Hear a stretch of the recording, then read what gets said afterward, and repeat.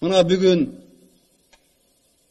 21 июльда Жеруден дағы bir ошондой топ чыгып атат, Жеруду иштетпейбиз деп. Жеру 300 сомго сатылганда тымпыйып отургандар жыргап, 100 миллион долларга 6 миллиард сомдон ашыкка сатылганда эми каршыбыз, наразыбыз деп чыгып атат да. Анткени бул жөн эле шылтоо. Эмнеге Жалал Абадта бозумчакты иштетсе болот? Эмнеге Ысык көлдө кумторду иштетсе болот? Кыргызстан үчүн эмнеге Чүйдө уран шахталарды керек болсо, ошол эле Талдыбулакта алтын кенди иштетсе болот, Жерүүдө болбойт. Өзүн элден бөлгөн, өзүн кыргыз элинен өйдө койгондор керек болсо Кыргызстанда керек жок. Алардын ордун көрсөтүш керек. 5 жылдан бери башынан сылайбыз. Күч колдоно турган деле күндөр келет. Жакшы сөз менен түшүнбөсө, мамлекет күчтүн баарын колдонуп, тартипти Кыргызстанда орнотуш керек. Кыргызстан ошол эле комшу Казакстанга окшоп бардык кең байлыктарын иштетип, элине тынччылык берип, табылган кирешелерден кары-картаңдардын пенсияларын көбөйтүп, балдардын пособияларын көбөйтүп, бюджетниктерин маянасын көбөйтүш керек. Татынакай үйлөр салыш керек. Жолдун баары оңдолуш керек. А мамлекетти иштетпейм, экономикасын өлтүрөм дегендерге ачык айтайын, өкмөт күч колдонуш керек. Анткени бийликке барам десеңер, шайлоого баргыла. Жакында шайлоо болот. Шайлоодон уткула, каалаганыңар премьер болгула. 2 жылдан кийин президенттик шайлоо болот, каалаганыңар президент болгула. Бирок мындан ары Кыргызстанды ары бери солкулдатканга уруксат бербейбиз. Уруксат бербейбиз. Тышкы душмандар аз болгонсуп, ички душмандар дагы тынчыбай атат.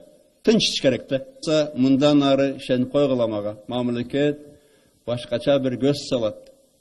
Билесиңер, муун тыйын берип коюп, ачка бойдон ошол эле милиция кызматкерлерин көчөгө жөнөтүп койчу. Сенин келечекте үйүңдө болбойт, маянаңда көтөрүлбөйт, өзүңдү кандай баксаң ошондой бак деп. Эл менен душман болуп, анан эл көтөрүлгөндө ошол эле милицияны колуна салып берчү. Азыр андай болбойт.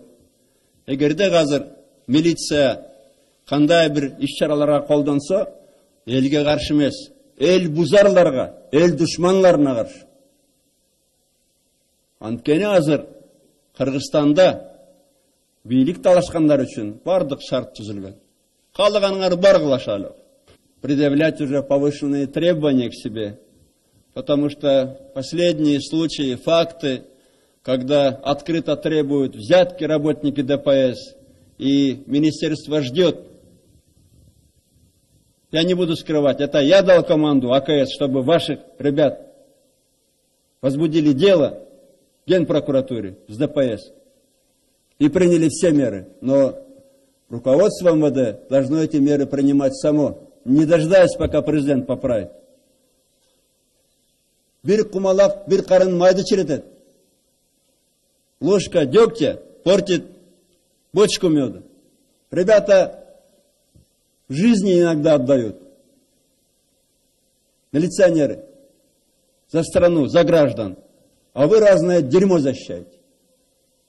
Министерство должно само принимать самые решительные меры. Если совсем не получается, сделайте как в Грузии. Они полностью уволили все ДПС и наняли новых сотрудников. И так сделали 2 раза. Сколько можно эту реформу в ДПС проводить? Потому что люди судят о работе милиции не по спецназу. Спецназ выходит только в чрезвычайной ситуации. Как вот недавно была ситуация. А каждый день люди сталкиваются с тем же гаишником, с другим сотрудником, участковым. И любой такой факт должен нещадно караться. С корнем надо вырывать такое дерьмо. Булар бүт милицияның наамын булгап атат. Андаларды эч качан аябагыла. Түп тамырынан жулуп, андалардан кутулгула. Ошондо гана милицияның аброю дагы да көтөрүлөт. Анткени Ошол эле ГАИден өткөн жолу бир жигитибиз өтүп кетти. Канча балдар өтүп атат. Эл үчүн, жарандар үчүн.